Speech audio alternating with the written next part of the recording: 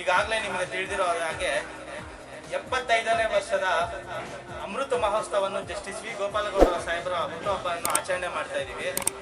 ಈಗಾಗಲೇ ನಾವು press meet ಅನ್ನು ಮಾಡಿದ್ದೀವಿ. ಆ ಪ್ರೆಸ್ ಮೀಟ್ ಅಲ್ಲಿ ತಿಳಿಸಿದ್ದೀವಿ, ಕಡಾಖಂಡಿತವಾಗಿ ಪಾಸ್ ಇಲ್ಲದೆ ಇರೋರಿಗೆ ಎಂಟ್ರಿ ಇಲ್ಲ ಅನ್ನೋದನ್ನು ತಿಳಿಸಿದ್ದೀವಿ. ಈಗಾಗಲೇ ನಿಮಗೆ ತಿಳಿಸಿರೋ ಹಾಗೆ ಚಿಂತಾಮಣಿ ತಾಲೂಕಲ್ಲಿ ಹಲವಾರು ಕಡೆ ಪಾಸ್ಗಳನ್ನು ವಿತರಣೆ ಆಗಿ ಮಾಡಿದ್ದೀವಿ. 25,000 ಪಾಸ್ಗಳನ್ನು ವಿತರಣೆ ಮಾಡಿದ್ದೀವಿ. ಈ ಪಾಸ್ಗಳನ್ನ ಮಿಸ್ಯೂಸ್ ಮಾಡೋವಂಥದ್ದು ತುಂಬ ಆಗಿದೆ.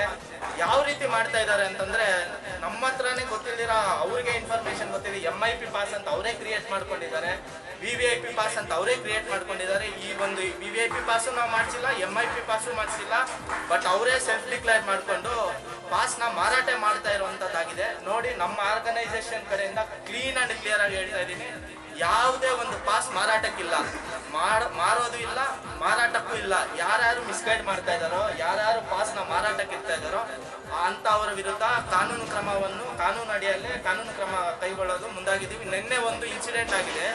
ಒಬ್ಬ ರವಿಕಿರಣ್ ಅಂತ ಒಬ್ಬ ಹುಡುಗ, ಇದೇ ಚಿಂತಾಮಣಿ ತಾಲೂಕಿನ ಹುಡುಗನೇ, ಒಂದು ಪಾಸ್ನ 5,000ಕ್ಕೆ ಮಾರ್ತಾ ಇದ್ದಾನೆ. ಅದನ್ನ ನಮಗೆ ತಿಳಿದ ತಕ್ಷಣವೇ ನಾವು ಚಿಂತಾಮಣಿ ಗ್ರಾಮಾಂತರ ಠಾಣೆಯನ್ನು ದೂರನ್ನು ದಾಖಲೆ ಮಾಡಿ ಅವ್ರ ವಿರುದ್ಧ ಕಾನೂನು ಕ್ರಮ ಕೈಗೊಳ್ಳುವಂತೆ ಮಾನ್ಯ ಸರ್ಕಲ್ ಇನ್ಸ್ಪೆಕ್ಟರ್ ಸಾಹೇಬರಿಗೂ ಮನವಿಯನ್ನು ಕೂಡ ಮಾಡಿದ್ದೇವೆ. ಇದೇ ರೀತಿ ನನಗೆ ಬರ್ತಾ ಇರೋ ಇನ್ಫಾರ್ಮೇಶನ್ ಪ್ರಕಾರ ಹಲವಾರು ಜನ ಇದನ್ನ ಮಿಸ್ಯೂಸ್ ಮಾಡ್ಕೊತಾ ಇದ್ದಾರೆ. ಈ ರೀತಿ ಯಾವ್ದಾದ್ರು ನಿಮಗೆ ಕಂಡು ಬಂದಲ್ಲಿ ನಾನು ಒಂದು 2 ನಂಬರ್ ಕೊಡ್ತೀನಿ. ಆ ನಂಬರ್ನ ಡಿಸ್ಪ್ಲೇ ಮಾಡಿ ಸಂತೋಷ್ ಮತ್ತೆ ಮನು ಅಂತ ಅವ್ರಿಗೆ, ಆ ನಂಬರ್ಗೆ ನೀವು ಯಾರೇ ರೀತಿ ಈ ತರ ಪಾಸ್ ಮಾರಾಟ ಅನ್ನೋ ಒಂದು ವರ್ಡ್ ಬಂದ್ರೇನೆ ನಮಗೆ ತಿಳಿಸಿ, ಖಂಡಿತ ಅವ್ರ ವಿರುದ್ಧ ಕಾನೂನು ಅಡಿಯಲ್ಲಿ ಕಾನೂನು ಕ್ರಮ ಕೈಗೊಳ್ಳಲು ಮುಂದಾಗ್ತೀವಿ.